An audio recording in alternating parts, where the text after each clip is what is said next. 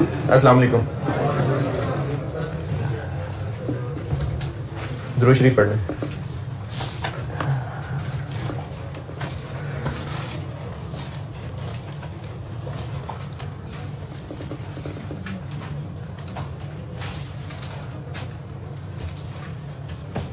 Question कहा था करने को, सिंपल सा क्वेश्चन था। उसमें अगर किसी को मसला है तो पहले तो शर्म करे, फिर पूछ ले, पूछना है। हाँ जी, कोई सवाल परेशानी है उसमें तो बोलिए। 14.2% कैसे कैलकुलेट किया वो मैंने सिखाना है अभी आपको, बस ये कहा था कि आप इसको 14.2 यूज कर लें बस। हाँ जी, स्पेसिफिक और जनरल दोनों तरीके से कहा था करने को। तो इसमें आप बताइए अगर कोई फिगर पूछनी है तो। नहीं पूछनी, चलें ठीक है जी, कोई मसला नहीं हुआ होगा आपको। सवाल लिखें, सवाल और लिखें।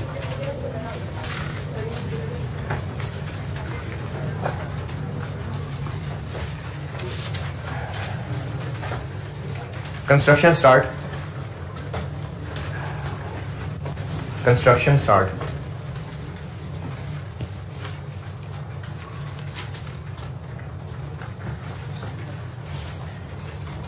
फर्स्ट जुलाई 2021, 1 जुलाई 21,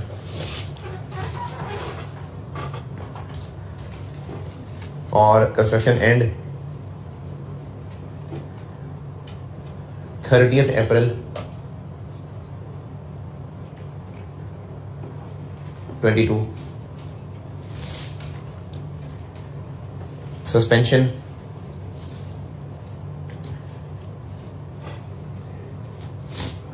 दिसंबर के महीने की, दिसंबर 21।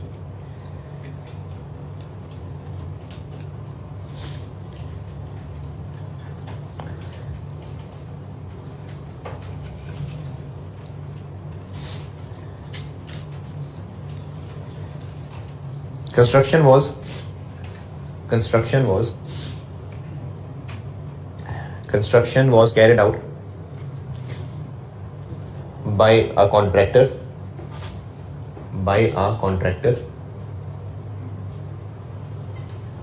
for a total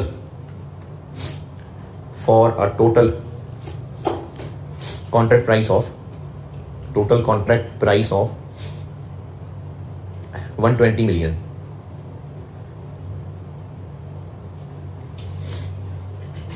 Following payment terms were agreed.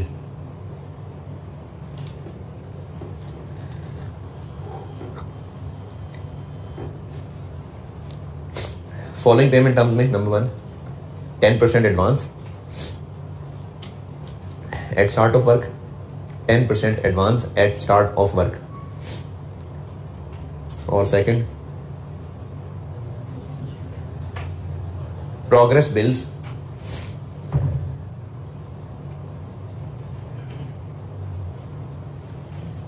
after deduction of advance। ये ना भी कहा होता तो भी सवाल में अगर एडवांस की परसेंटेज है तो बाय डिफॉल्ट डिडक्शन ही करनी है। बाकी after deduction of advance will be settled on 1 month credit, on 1 month credit। चलिए बस पेमेंट टर्म्स यही थी। Construction was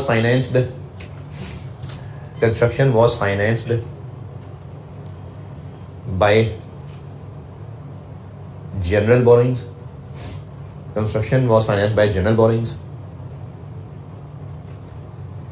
capitalisation rate 12%, 12%। Following progress bills were submitted.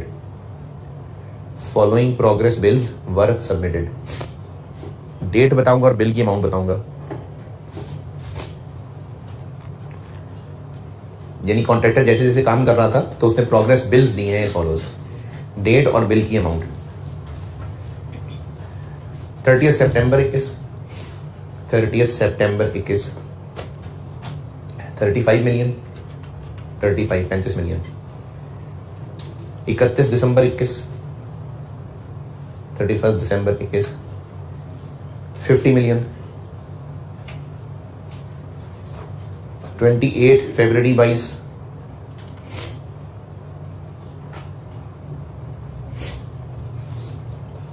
20 million. और 30 अप्रैल 22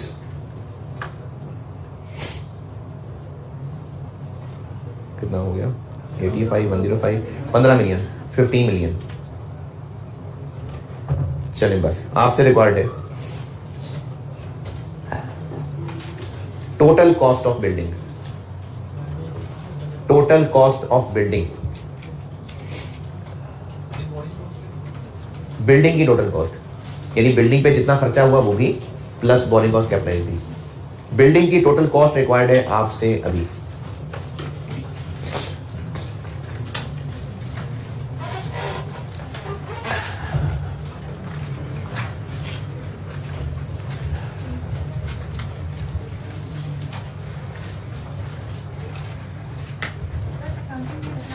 अकाउंटिंग ईयर जुलाई से जून है जी, अकाउंटिंग ईयर जुलाई से जून।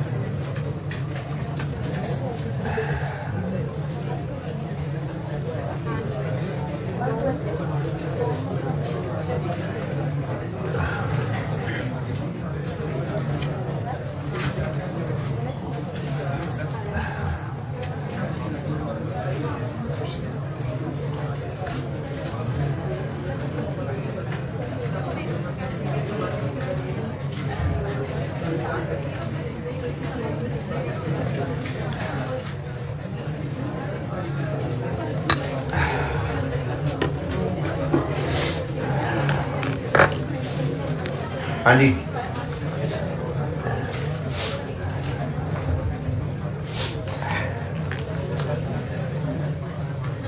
Total cost of building,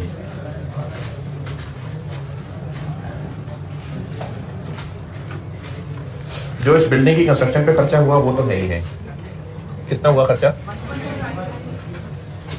120।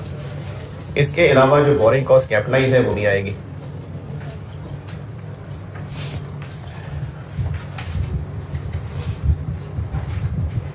General boring पे हम इंटरेस्ट कॉस्ट की वर्किंग कर लेते हैं। डेट, खर्चा, क्यूम्युलेटिव खर्चा,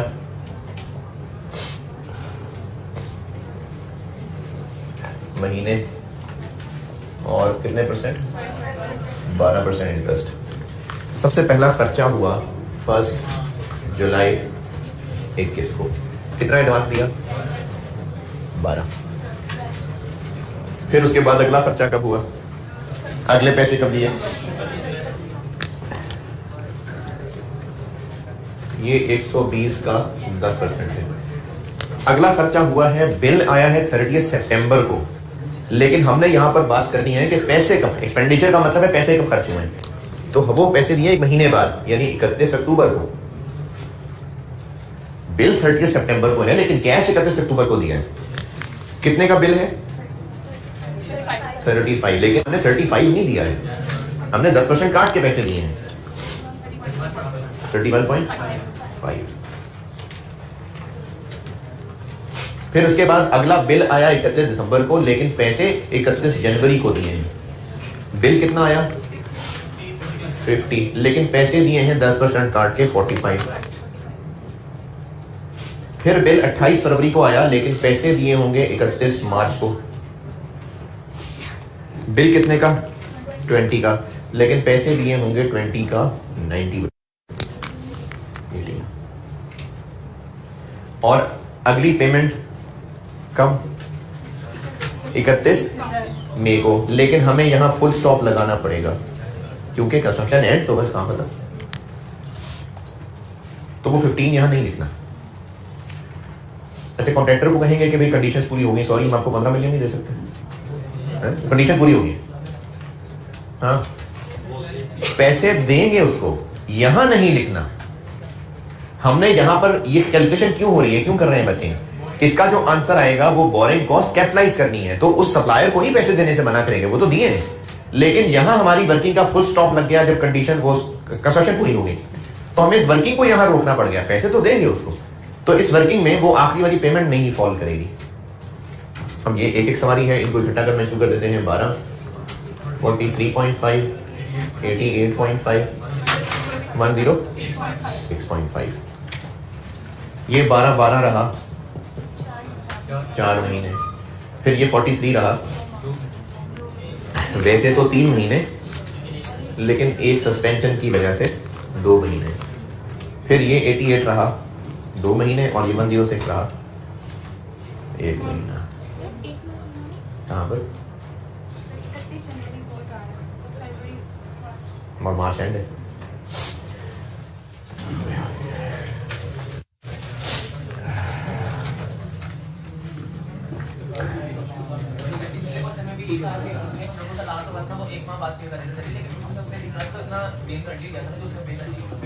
पिछला क्वेश्चन कौन सा?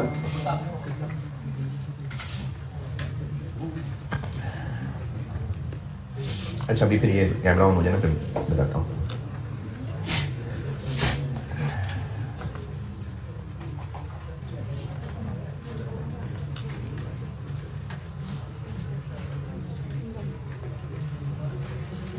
हाँ जी, कुछ बोलिए। नहीं,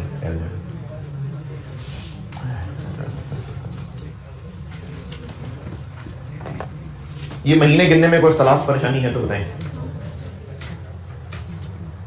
हम इस अमाउंट को देखते हैं कि ये इतना कब तक रहा, यानी अगली डेट से पता चलेगा ना इतना कब तक रहा, तो ये ऐसे गिनते हैं महीने।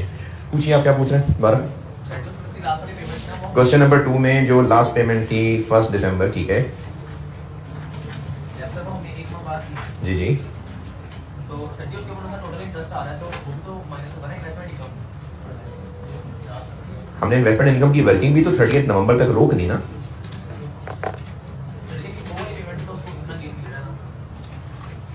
नहीं, आप कह रहे हैं कि ये जो इन्वेस्टमेंट इनकम की वर्किंग है, जो 90 मिलियन हमारे पास बचा पड़ा रहा, वो 90 हमने जब पे किया ही जाके 1 दिसंबर को है। वैसे तो एक दिन ही आगे गया है, वैसे तो अगले ही दिन दे दिए पैसे, 30 नवंबर से अगले ही दिन दे दिए ना पैसे। होमवर्क वाले क्वेश्चन की बात कर रहे हैं ना। कंस्ट्रक्शन एंड कब है? 30 नवंबर। तो 1 दिसंबर की सुबह सुबह पैसे दे दिए। तो चलो फर्ज कर लो 31 दिसंबर होता, तो आपका पॉइंट क्या है कि उस एक महीना तो 90 पे इंटरेस्ट कमाते हैं। यही पूछ रहे ना कि उस पर जो कमाया है वो कहाँ गया? वो अदर इनकम में चला जाएगा, क्योंकि बोरिंग कॉस्ट कैपिटलाइजेशन का फुल स्टॉप आ जाता है जब काम पूरा हो जाता है। तो कंस्ट्रक्शन पूरी हो गई, बोरिंग कॉस्ट कैपिटलाइजेशन रुक जाएगी, उसके बाद मजीद जो वो कमा रहा था वो अदर इनकम में जाएगी कमाई। इसी तरह से इस पे बाद में भी अगर कोई इंटरेस्ट पड़ रहा है तो पड़ता रहे, वो इंटरेस्ट एक्सपेंस है।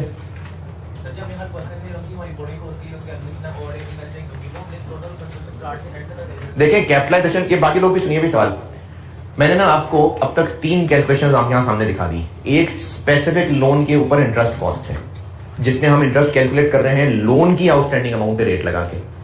फिर एक वर्किंग थी टेबुलर फॉर्मेट पे इन्वेस्टमेंट इनकम, जिसमें हम ले रहे हैं कितना बैलेंस बचा रह जाता था।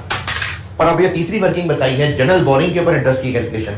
इन तीनों कैलकुलेशंस की बाउंड्रीज वही कैपिटल पीरियड, कैपिटलाइजेशन पीरियड। ये क्या बाउंड्री थी? वो कैपिटलाइजेशन स्टार्ट कब से होगी?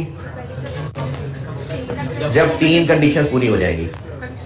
काम शुरू हो गया हो, पैसा पहला जेब से जा चुका हो और लोन दिया जा चुका हो। फिर एंड कब होगा? फुल स्टॉप, जब कंस्ट्रक्शन पूरी हो जाए और दरमियान में सस्पेंशन अगर है तो। ये कैपिटलाइजेशन पीरियड की गाइडेंस इस पूरे चैप्टर पे चलेगी, चाहे हम ये वाली वर्किंग कर रहे हैं, चाहे इन्वेस्टमेंट इनकम वाली वर्किंग कर रहे हैं, चाहे वो स्पेसिफिक लोन की इंटरेस्ट कॉस्ट कैलकुलेट कर रहे हैं। ये कैपिटलाइजेशन पीरियड वाली बाउंड्री सबके लिए है। अच्छा, इसमें एक ये जो अब ये वाला सवाल किया है, जैसे पहले इन्वेस्टमेंट इनकम को कुछ 4-5 सवाल तो शायद आ ही गए सामने। या तो बीच में ईयर एंड आ रहा था तो उसकी ब्रेक लगानी पड़ रही थी। इन्वेस्टमेंट इनकम की वर्किंग में कुछ सवाल थे जिनमें बीच में ईयर एंड आ रहा था, तो उसकी तो ब्रेक लगानी पड़ रही थी। वो ब्रेक थी, यानी ईयर एंड की वजह से मैं वर्किंग रोकनी पड़ रही थी। अदरवाइज फाइनली फुल स्टॉप तो लगना ही लगना है दोनों वर्किंग में। ये फाइनल फुल स्टॉप किस चीज का है? जो कंस्ट्रक्शन कंप्लीट। तो वो कैपिटलाइजेशन पीरियड की गाइडेंस इस पूरे टॉपिक के लिए। ये क्या क्या आंसर बना? 12 million into 12% into 4/12 0.48। This into 12% into 2/12 0.87। This into 12% into 2/12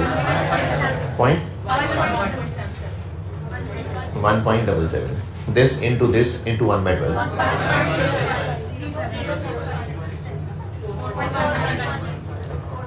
4 पे चलेगी बात। अच्छा 4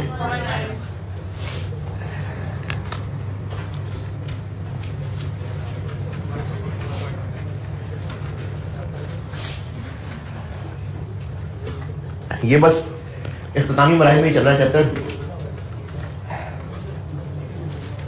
और ये सारी हम एग्जाम की प्रैक्टिस ही कर रहे हैं।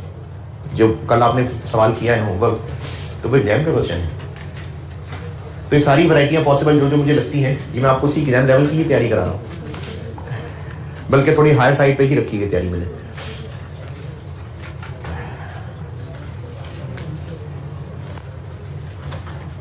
डन। कोई एतराज, परेशानी, सवाल, कंफ्यूजन, तकलीफ, बुरा लगा हो किसी को?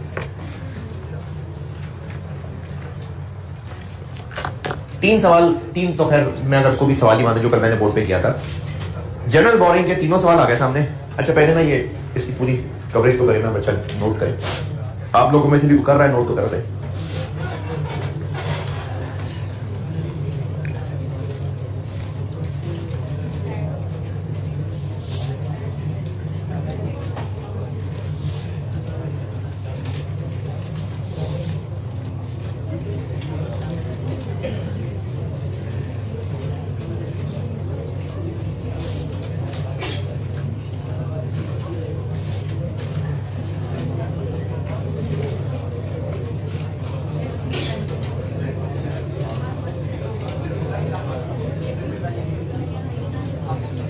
समझ नहीं आई क्यों?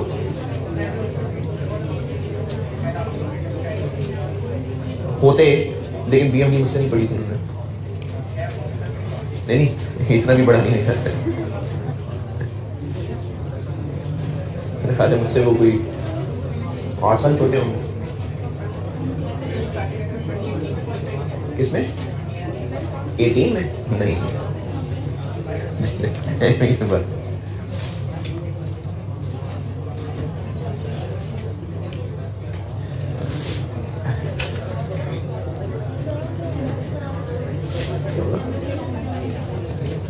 छोड़ दिया तो तब, अगर मैंने पहले पढ़ाया हो तो शुरू किया था 3 क्लासें पढ़ाई थी, वही ड्रॉप कर दिया था। उस वक्त तक क्लैरिटी नहीं थी कि सब्जेक्ट में क्या है, तो मैंने शुरू कर दिया था, लेकिन जब बुक आई तो अंदाजा हुआ कि नहीं टाइम नहीं।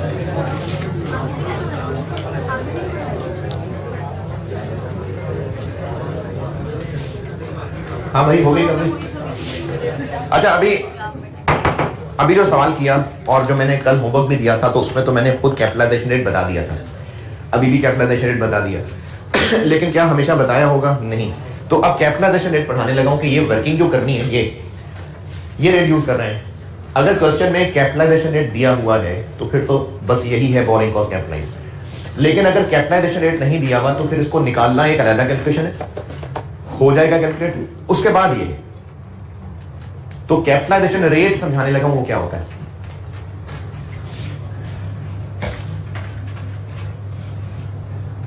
जनरल बोरिंग ही पढ़ रहे हैं हम लोग, इसमें एक कैलकुलेशन ऑफ कैपिटलाइजेशन रेट सिखाने लगा।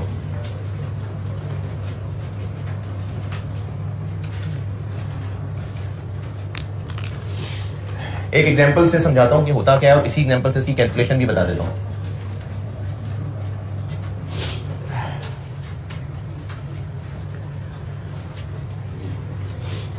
बिजनेस ने मुख्तलिफ कामों के लिए मुख्तलिफ मौकों पे एक बैंक ए से लोन लिया था 300 मिलियन का, और ये लिया था 11% पे। फिर इसने डिबेंचर्स इशू किए थे 200 मिलियन के 14% पे। फिर इस कंपनी ने टीएफसीज इशू किए थे, ये मैंने आपको शुरू में बोरिंग्स की एग्जांपल दी थी, 250 मिलियन के 16% पे। और एक और किसी बैंक बी से, चलो 3 बहुत है, ठीक है 3 बहुत है, टोटल क्या बना 750। ये 3 लोन्स मुख्तलिफ नामों से बिजनेस के पास हैं, और ये लोन्स किसी खास बिल्डिंग के लिए किसी खास पर्पस के लिए नहीं लिए गए, जनरल पर्पस हैं। अब बिजनेस के पास बहुत सारे इस्तेमाल होंगे इनके, इनमें से एक इस्तेमाल बिल्डिंग कंस्ट्रक्ट करना भी था, और बिल्डिंग कंस्ट्रक्ट करते हुए 90 मिलियन खर्च हो गया। ये 90 मिलियन बिल्डिंग बनाने के लिए कौन सा स्पेसिफिक लोन लिया था? कोई नहीं, ये जनरल बोरिंग है। अगर एक ही लोन होता तो हम उस लोन वाला इंटरेस्ट रेट इस टेबल के लिए यूज कर लेते। अब ये 3 है, यानी एक से ज्यादा है, इनमें से कौन सा वाला पैसा यहां इस्तेमाल हो रहा है? वैसे तो असल में पता हो सकता है, असल में हो सकता है पता।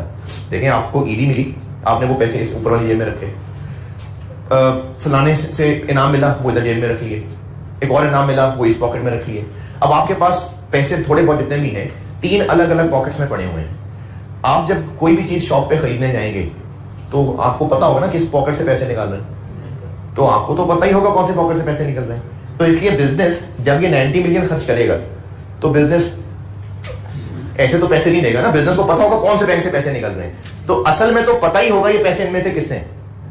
लेकिन क्या ये स्पेसिफिकली इनके लिए बोरो किए?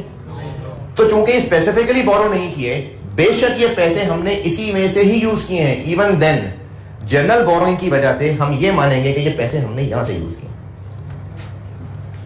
जितने लोन्स मौजूद थे जनरल बोरोइंग की वजह से ये समझा जाएगा कि ये पैसे इनमें से नहीं बल्कि इस पूल में से यूज किए गए हैं। अब जब ये पैसे इसमें से यूज किए गए हैं तो इंटरेस्ट रेट भी कोई इनका एवरेज होना चाहिए।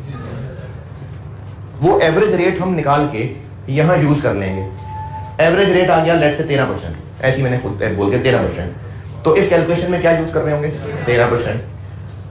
क्या किसी एक बैंक को भी वो 13% दे रहे हैं इंटरेस्ट? तो फिर ये 13% क्यों कैलकुलेट किया गया? अच्छा मैं दोबारा बताता हूँ, 13% कैलकुलेट क्यों किया जा रहा है, क्यों की जा रही है एवरेज? क्योंकि हमने इन पैसों को किसी एक में से नहीं, पूरे पूल में से यूज किया है। इस वजह से रेट्स भी इन सबका ही मिला जुला के होना चाहिए। 13% कैलकुलेट कर लिया, 13 ऐसी बोल रहा हूं मैं। उस 13 को कैलकुलेट करने की मकसद क्यों 13 कैलकुलेट किया, क्या करना है अब उसका? ये टेबल बनाना है और जो आंसर निकलेगा उसको कैपिटलाइज करना है। तो हमने 13% एक ऐसा रेट निकाला जिसको यूज करके borrowing cost to be capitalised निकालनी है, या 13% इसलिए निकाला है ताकि पता चले किस बैंक को कितने पैसे देने। ये जो 13% कैलकुलेट करेंगे हम, बैंक ए का कोई 13% से ताल्लुक, बैंक ए को 13% इंटरेस्ट देना होगा, तो ये 13% कैलकुलेट किया ही सिर्फ इसलिए कि कैपिटलाइजेशन कर सकें। तो इसलिए इस 13% को कहते हैं कैपिटलाइजेशन रेट, क्योंकि उसका मकसद कैपिटलाइज करना है बस। ये होता है कैपिटलाइजेशन रेट, यानी इस टेबल में जो रेट यूज करना है वो कैपिटलाइजेशन रेट है। इस मिसाल में कैलकुलेट कैसे करें? इनका एवरेज। एवरेज कैलकुलेट करने के कई तरीके हैं, आपने स्टैट्स में पढ़े होंगे। क्यूएम पास मेरे सर्टिफिकेट भी है किसी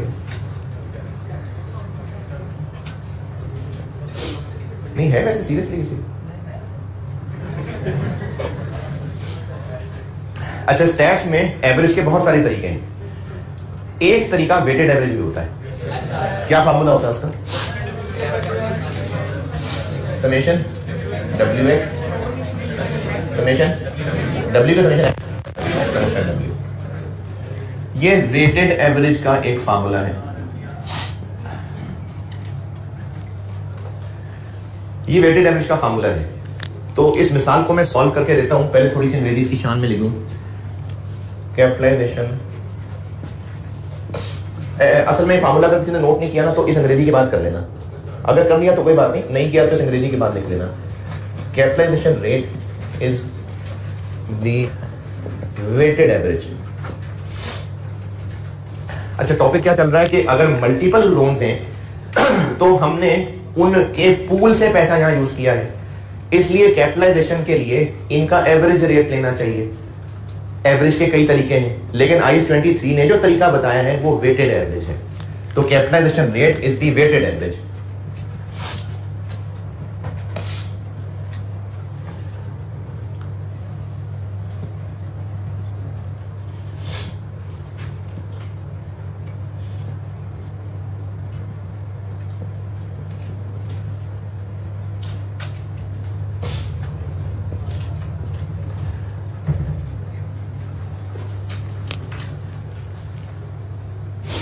कैपिटलाइजेशन रेट वेटेड एवरेज है किसका? जितनी भी जनरल बोरोइंग्स उस पीरियड के दौरान मौजूद रही, आउटस्टैंडिंग मतलब मौजूद रही, उनकी जो इंटरेस्ट कॉस्ट है उनका वेटेड एवरेज। और वेटेड एवरेज की जब अंग्रेजी लिख ले तो वेटेड एवरेज का फार्मूला ये होता है। जी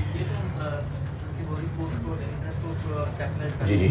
लेकिन जो बैंक से लोन लिया उस पे कैसे इंटरेस्ट देना? वो देखें, जो बैंक्स को असल में इंटरेस्ट देना है वो तो ये है, वो तो उसका अपना रेट लगेगा। ये कैपिटलाइजेशन रेट का कॉन्सेप्ट सिर्फ और सिर्फ ये टेबल बनाने के लिए।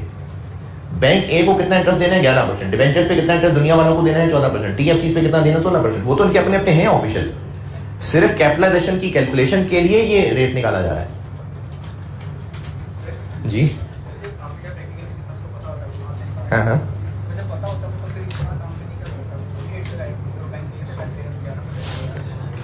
असल में हर मसले का सुस्ती नहीं होती ना। बिजनेस ने ना बोरोइंग्स को ये डिफाइन करना है कि स्पेसिफिक है जनरल है। अगर वो स्पेसिफिक है तो फिर सारी की सारी इंटरेस्ट कॉस्ट इस एसेट के लिए। लेकिन अगर वो स्पेसिफिक नहीं है तो फिर हम स्पेसिफिक की तरह डील भी नहीं करेंगे। बेशक हमें पता हो कि ये पैसा सिर्फ इस बैंक से निकला है, अगर हमने सिर्फ इसी का रेट यूज कर लिया तो हमने तो फिर स्पेसिफिक की तरफ चले गए ना। तो जनरल है तो बस फिर जनरल है।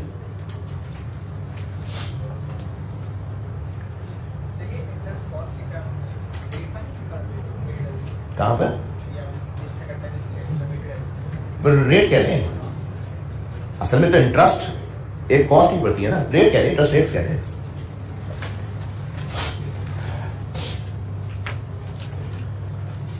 नोट करें जल्दी। समेशन टी एक्स नहीं summation D x, summation W x over summation W. इस मिसाल पे ये लगाएं अगर, तो एक्स क्या है और डब्ल्यू क्या है?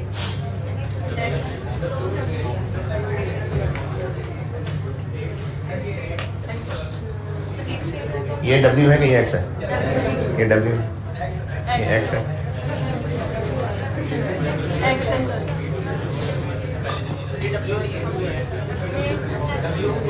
ये डब्ल्यू क्या?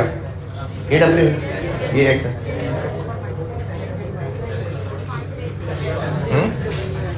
हाँ जी,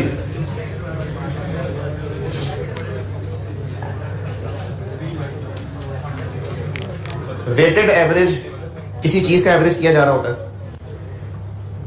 जिस चीज का एवरेज किया जा रहा होता है, यानी अगर मुख्तलिफ यूनिट्स मुख्तलिफ प्राइसेस पे खरीदे गए हैं, 50 यूनिट्स 60 रुपए के रेट पे खरीदे हैं, 35 यूनिट जो है वो 70 के रेट पे खरीदे हैं, 80 यूनिट जो है वो 20 के रेट पे खरीदे हैं, मुख्तलिफ यूनिट्स मुख्तलिफ रेट पे खरीदे हैं। तो अगर हम उन प्राइसेस का वेटेड एवरेज करना चाहें तो एवरेज किसका हो रहा है? यूनिट्स का कि प्राइसेस का? प्राइसेस का। इसी तरह से अगर इतने स्टूडेंट्स इस एज वाले हैं, इतने स्टूडेंट्स इस एज वाले हैं, इतने स्टूडेंट्स इस एज वाले हैं, एवरेज एज निकालनी है, तो हम एवरेज किसका कर रहे हैं? स्टूडेंट्स का कि एज का? एज का। तो जिस चीज की एवरेज करनी है वो एक्स है, जिस चीज का एवरेज करना है वो एक्स है, और डब्ल्यू उसका वजन है। तो हमें यहां पर किसका एवरेज करना है? लोन का एवरेज निकालना है, हमें रेट का एवरेज निकालना है। तो ये एक्स है और ये डब्ल्यू। तो इस मिसाल पे अगर समेशन डब्ल्यू एक्स लगाएं तो क्या तरीका? डब्ल्यू एक्स क्या मतलब? W into x, W into x, W into x, और फिर जो तीनों का आंसर आया उनको ऐड कर दें तो वो बन गया समेशन डब्ल्यू एक्स। और समेशन डब्ल्यू क्या है? 750। जी आप क्या पूछे? मुझे आवाज ही नहीं समझ आ रही, मास्क में रह जाए तो दो अल्फाज खाली। जी जी नहीं, मैंने तो आपसे कहा था कि एवरेज निकालने के बहुत सारे तरीके होते हैं, उनमें से कौन सा एक वाहिद तरीका सही है? नहीं, हर तरीके के अपने अपने फायदे नुकसान है। IAS 23 ने वेटेड एवरेज मेथड लिया है।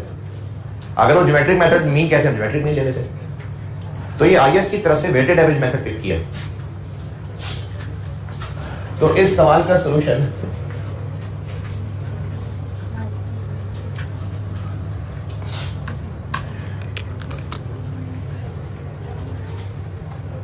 $300, $200, $250।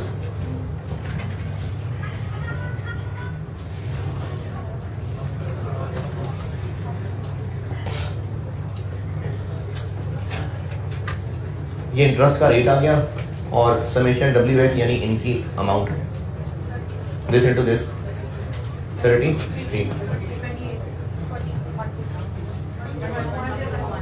ये इन दोनों को मल्टीप्लाई किया, यानी ये हो गया डब्ल्यू एक्स, ये हो गया समेशन डब्ल्यू एक्स 10, ये समेशन डब्ल्यू, और कैपिटलाइजेशन रेट हो गया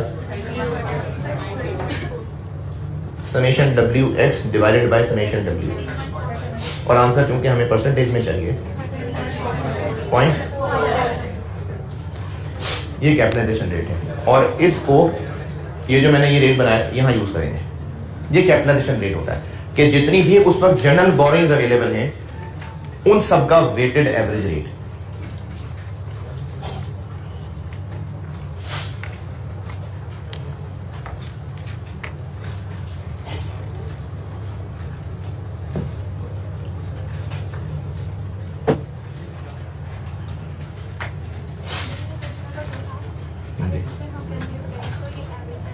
ये बताना है,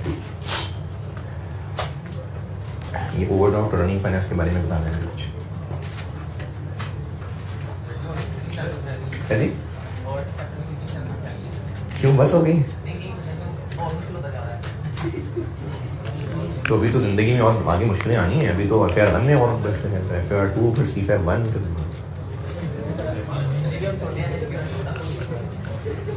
चलिए सीख जाएंगे आस्ते आस्ते।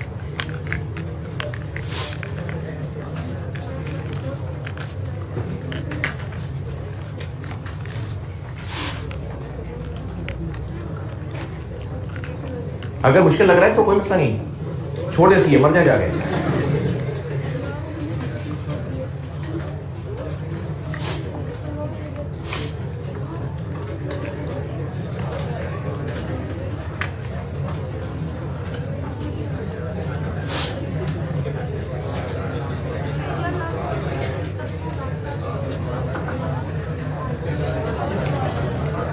अच्छा, इसको नोट करने फिर करता हूँ बात आगे।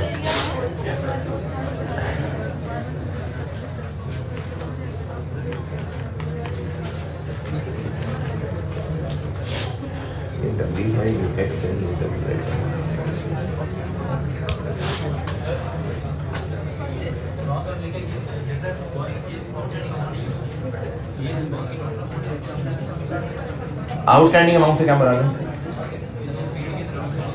क्या मुराद है आउटस्टैंडिंग? हाँ, जो भी वापस नहीं किए हुए, तो ये वापस नहीं किए हुए भी। आपको कैसे नजर आ रहा है कि इसमें 300 में से कितने वापस कर दिए? नहीं किए हुए वापस, तो ये आउटस्टैंडिंग अमाउंट्स ही हैं। नोटेड। अच्छा, इसकी कैलकुलेशन के हवाले से मैं 2 सिचुएशन बना रहा हूं। एक तो ये है, लेकिन इसको एक नाम दे देता हूं मैं।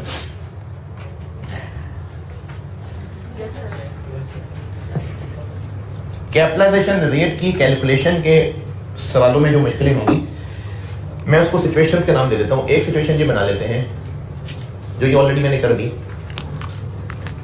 कि ऑल जनरल रिमेन अनचेंज्ड कह लें, सेम कह लें।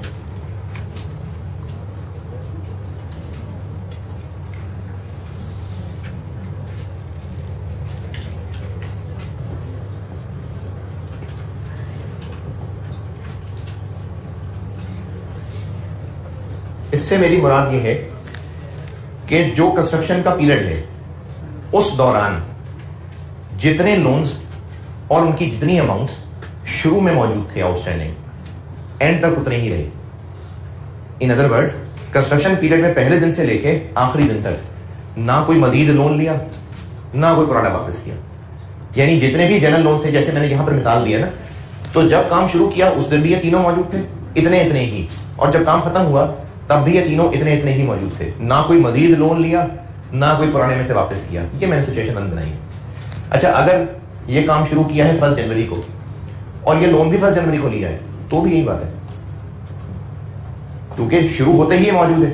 अगर ये लोन्स शुरू से लेकर आखिर तक इतने ही मौजूद रहे, तो ये सिचुएशन है कि जितनी जनरल बोरिंग है वो through out the period unchanged रहे, आउटस्टैंडिंग रहे। अगर इस जुमले से ये बात नहीं समझ आती तो आप खुद से अपने अल्फाज में लिख लें, उर्दू पंजाबी में तो जैसे मर्जी, कि ना कोई नया लोन लिया है, ना पुराना वापस किया है। ये मतलब है इस बात का।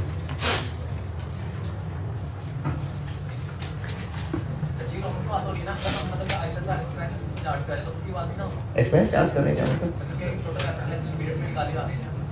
नहीं, पैसे इस्तेमाल किए जा रहे हैं। हाँ, पैसे तो यकीनन इस्तेमाल कर रहे होंगे। बैंक को कुछ वापस नहीं किया।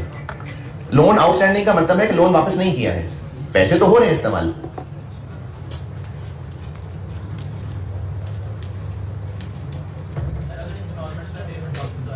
अगर पैसे वापस करने शुरू कर दिए ड्यूरिंग द पीरियड, कुछ पैसे वापस हो गए, तो फिर ये नहीं है।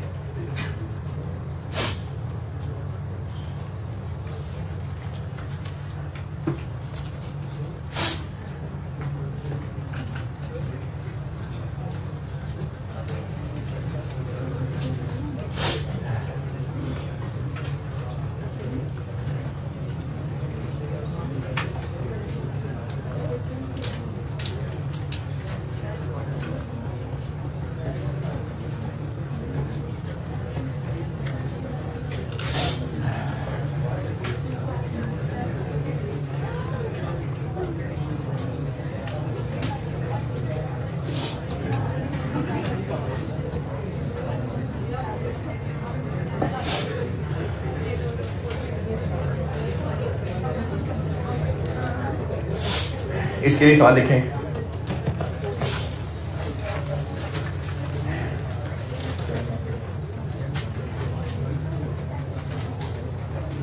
Construction start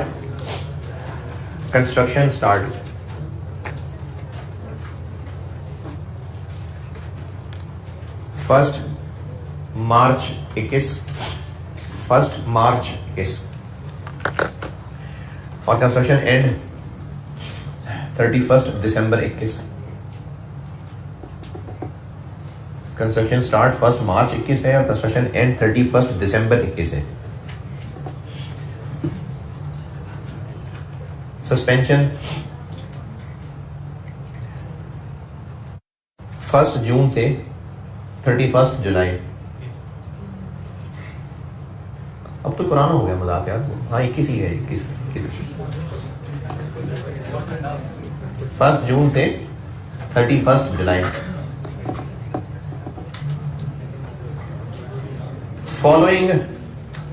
Following general borrowings were outstanding during the period. Following general borrowings were outstanding during the period.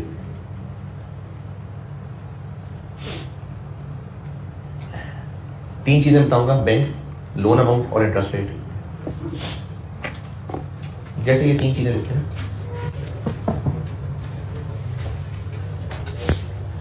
तो बैंक है ए, बी और सी।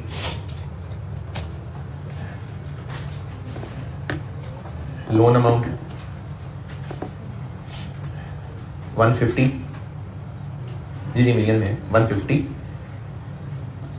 240 और 90, 150, 240 और 90।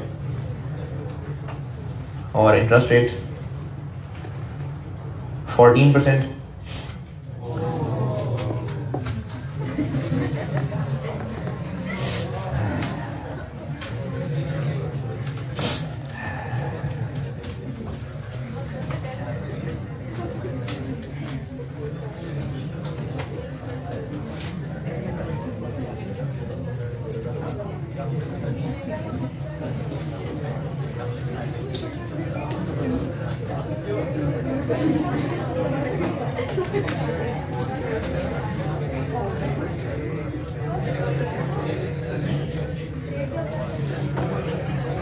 क्या रेट बताया मैंने?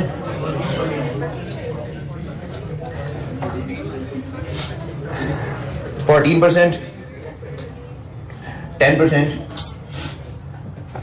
और 12%। 14, 10 और 12। कैपिटलाइजेशन रेट बता दें आप। कैपिटलाइजेशन रेट कैलकुलेट करते हैं।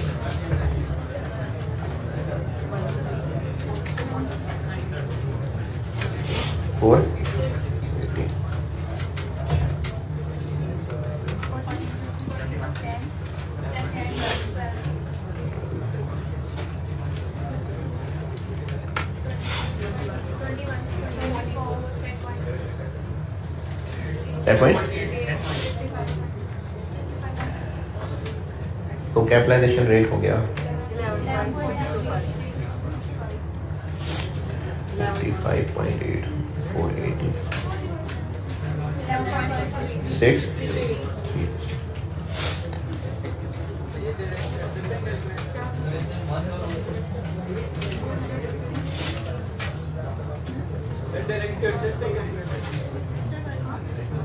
ये ना बताएं। नहीं बिल्कुल कैफ है ना, AFC तो नहीं है, कैफ है, करना है, बिल्कुल करना है। अच्छा, इस सवाल में एक चीज आपने ऑब्जर्व कर ली अब मेरे डिस्कशन के बाद भी, कि अगर बोरोइंग्स पूरा पीरियड मौजूद नहीं है तो फिर इससे फर्क ही नहीं पड़ता कि 10 महीने की कंस्ट्रक्शन है कि 8 महीने की कंस्ट्रक्शन है, इससे फर्क नहीं पड़ा, तो इग्नोर कर दिया इसको। दूसरी सिचुएशन बताऊंगा कल, तो उसमें करेंगे कंसिडर। कल क्या?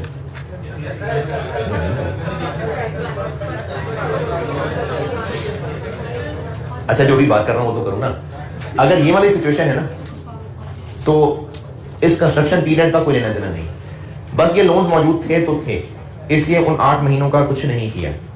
दूसरी बात, सस्पेंशन का क्यों कुछ नहीं किया?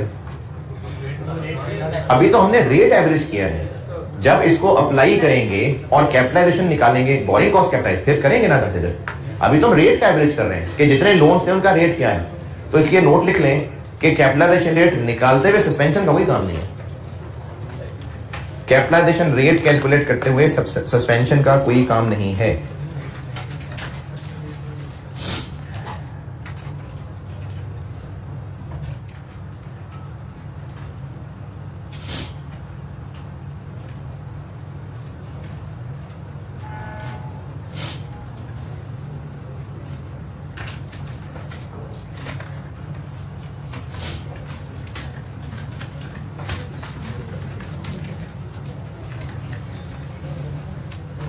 और दूसरा नोट ये लिख लें। अच्छा, ये दूसरा नोट जनरल बोरिंग का है, सिर्फ इसका नहीं है।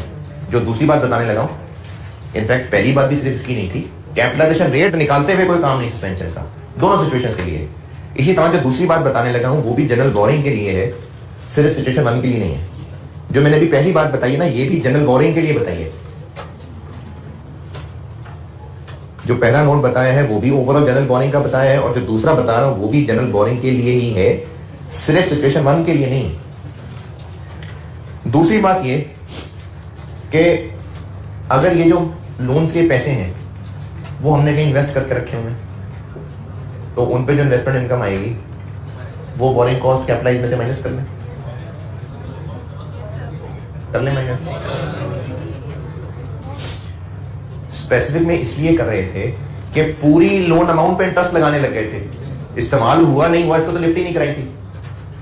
स्पेसिफिक में इंटरेस्ट कॉस्ट किस पे कैलकुलेट की थी? पूरी लोन अमाउंट पे ना, या इस पे कि जितना खर्च किया था, पूरी लोन अमाउंट। तो हमने अगर खर्च ही थोड़ा किया हो फिर भी इंटरेस्ट पूरे लोन पे लग रहे हैं, उसको कंपनसेट करने के लिए आईएएस ने कहा कि अच्छा जो फालतू पैसे से कमा रहे हो लेस कर लो। फिर यहां पर हम लोग इंटरेस्ट कॉस्ट कैपिटलाइज कैलकुलेट कर ही कैसे रहे हैं? नहीं, रेट तो निकाल लिया, बोरिंग कॉस्ट कैपिटलाइजेशन कैसे कर रहे हैं? जितना जितना खर्च हो रहा है उसके हिसाब से कैलकुलेट कर रहे हैं।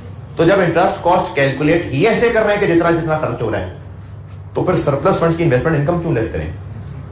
तो जनरल बोरिंग में नहीं कोई इन्वेस्टमेंट इनकम लेस होती, वो स्पेसिफिक में था। जनरल बोरिंग में बोरिंग कॉस्ट कैपिटलाइज में से इन्वेस्टमेंट इनकम नहीं होती कोई लेस।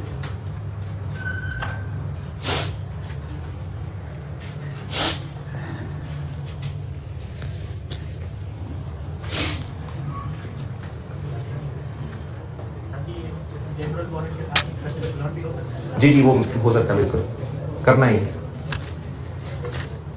कल मैं जनरल बोरिंग पूरी कर लूंगा इंशाल्लाह, और फिर एक दिन और उस पर बस मिक्स सवाल, बस बहुत अच्छा।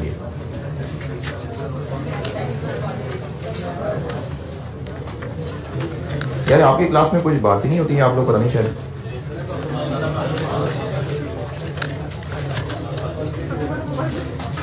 ऐसी अजीब इसरात है इस क्लास में कि आप बात ही नहीं हो पाती।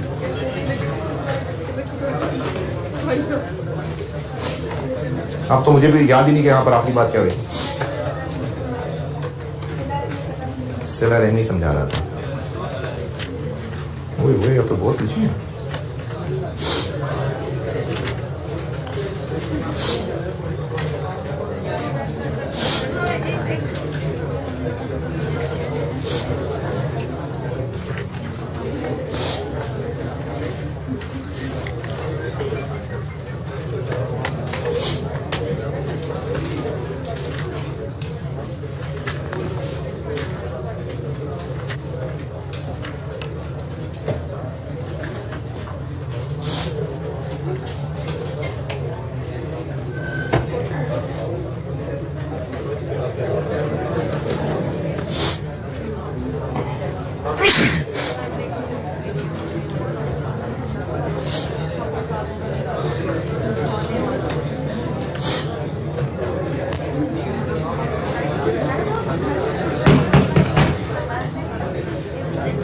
अच्छा, आप लोगों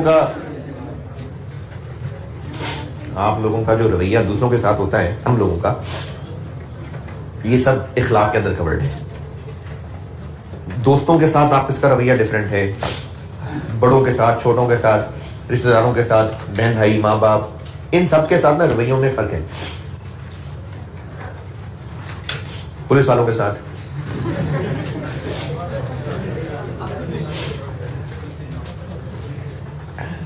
सरकारी दफ्तर में, प्राइवेट ऑफिस में, कॉलेज के रिसेप्शन, गार्ड्स, टीचर्स, हर एक से रवैये का फर्क है। एक दुकानदार का या बिजनेसमैन का अपने कस्टमर से अगर रवैया अच्छा है तो हो सकता है ये उसकी बिजनेस करने का तरीका हो। जैसे जो होटल्स हैं या प्राइवेट बैंक्स हैं, इनके बहुत अच्छे इखलाक के साथ ये कस्टमर से बात करते हैं। कई दुकानदार भी ऐसे होते हैं। तो चूंकि वो बनावट हो सकती है, इसलिए ये कहना कि उनका इखलाक बड़ा अच्छा है, ये पूरी तरह पोर्ट्रे नहीं हो पा रहा। सही इखलाक तब पोर्ट्रे होगा जब इंसान अपने घर में कैसा है ये पता चलेगा, क्योंकि बाहर तो बनावट हो सकती है, तो असलियत तो घर में है। इब्ने माजा 1977 सीध ने अपने अब्बास रज़ियल्लाहु अन्हु से रिवायत है कि नबी अकरम सल्लल्लाहु अलैहि वसल्लम ने फरमाया, तुम में से बेहतर वो है जो अपने घर वालों के लिए बेहतर हो। तुम में बेहतर वो है जो अपने घर वालों के लिए बेहतर हो।